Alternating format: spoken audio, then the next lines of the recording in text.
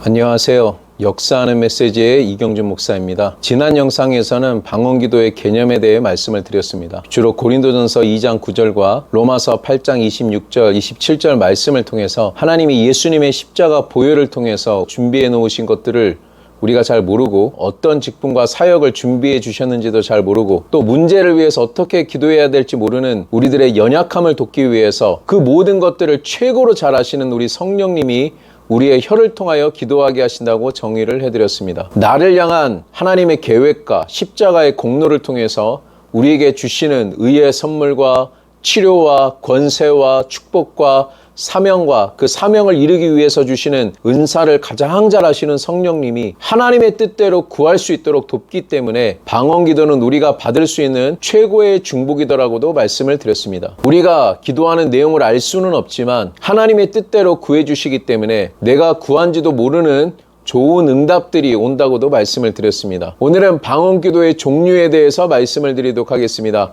이 방언의 종류에 대해서 알게 되시면 고린도 14장의 말씀이 더 잘 이해가 될 것입니다. 사도 바울은 고린도전서 14장 전체를 할애해서 방언과 예언에 대해서 설명하고 있습니다. 그만큼 방언은 지금도 마찬가지지만 그 유익도 많고 영향력이 있는 은사였습니다. 사도 바울이 고린도 교인들의 방언에 대한 잘못된 태도를 바로잡아야 할 정도로 오해도 많은 은사였습니다. 지금도 방언에 대해서 너무나 많은 부정적인 의견들도 있습니다. 방언은 사도시대로 끝났다, 최악으로 나쁘게 말씀하시는 분들은 지금 성도들이 하고 있는 방언은 다른 종교들의 황홀경 속에서 짓거리는 말처럼 그런 것이다, 귀신의 역사다. 또 방언을 반대하시긴 하지만 그렇게까지는 이야기 안 하시고 은사 중에서 수준이 좀 떨어지는 은사다, 열등한 은사다, 그렇게 말씀하시는 분들도 있습니다. 그런데 그분들이 말씀하시는 것들은 또 성경에 있는 구절들을 가지고 그렇게 말씀을 하고 계십니다. 방언이 하나님이 주신 은사라고 믿는 사람들이 근거라고 주장하고 있는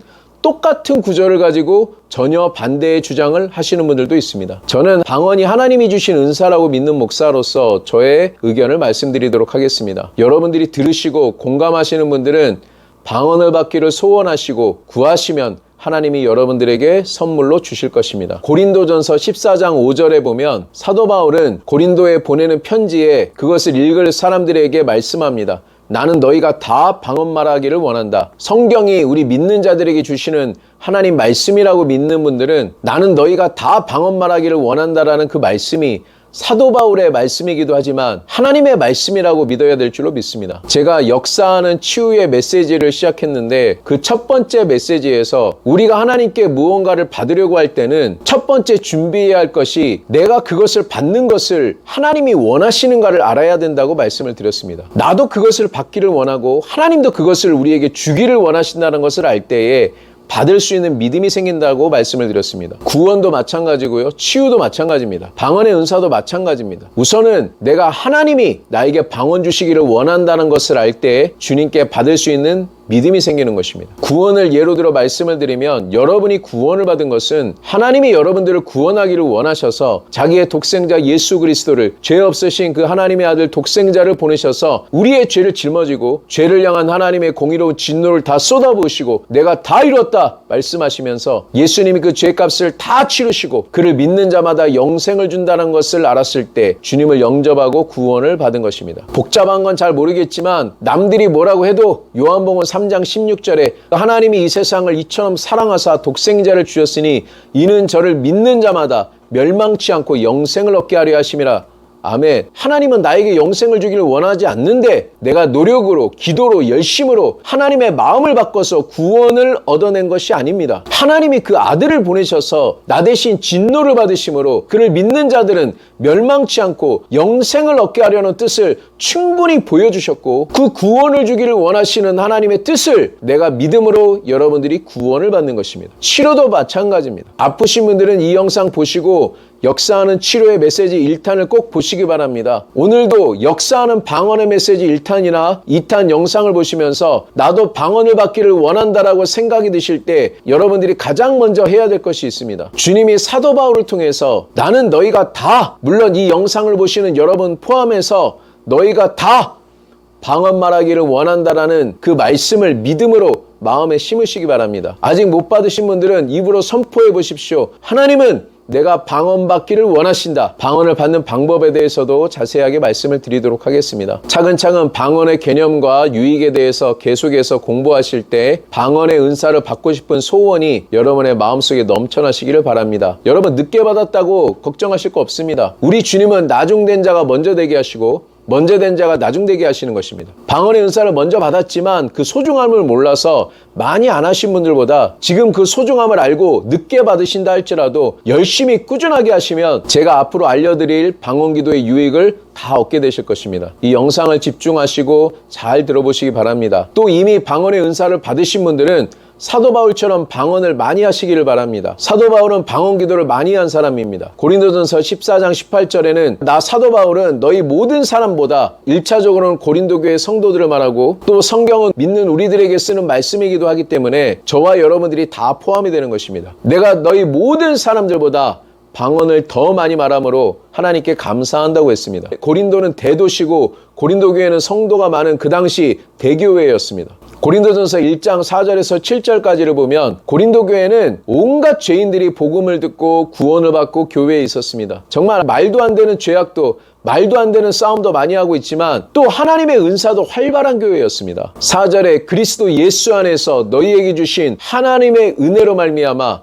내가 너희를 위하여 항상 하나님께 감사하노니 이는 너희가 그 예수 안에서 모든 일 곧 모든 언변과 모든 지식의 풍족함으로 그리스도의 증거가 너희 중에 견고하게 되어서 너희가 모든 은사에 부족함이 없이 우리 주 예수 그리스도의 나타나심을 기다린다고 말씀하고 있습니다. 고린도 교회는 모든 언변과 모든 지식의 풍족함으로 예수님의 증거가 견고했습니다. 그래서 모든 은사에 부족함이 없다라고 성경은 말씀하고 있습니다. 방언의 은사만 충만하게 받은 것이 아니라 모든 은사가 부족함이 없도록 나타나는 교회였다는 것입니다. 방언의 은사도 때와 장소를 가리지 못하고 막 하기 때문에 사도 바울은 고린도전서 14장에서 그 잘못된 태도를 바로잡아줄 필요가 있을 정도였습니다.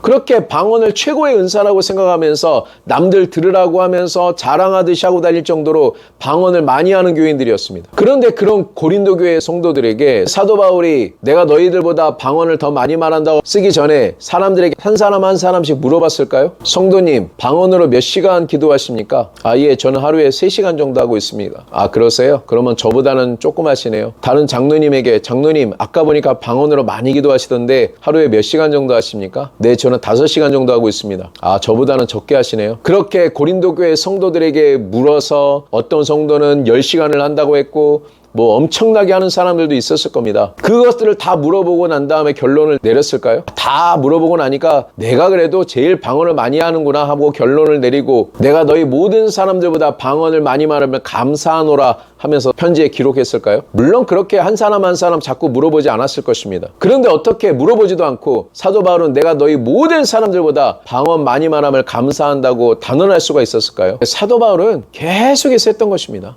낙타를 타고 사망을 건너갈 때도 방언을 했습니다. 와샤다라바 쌈 마샤다라바. 배를 타고 강을 건너갈 때도 와샤다라바 쌈. 바다를 건너갈 때도 걸어갈 때도 위샤다라바 쌈 마샤다라바.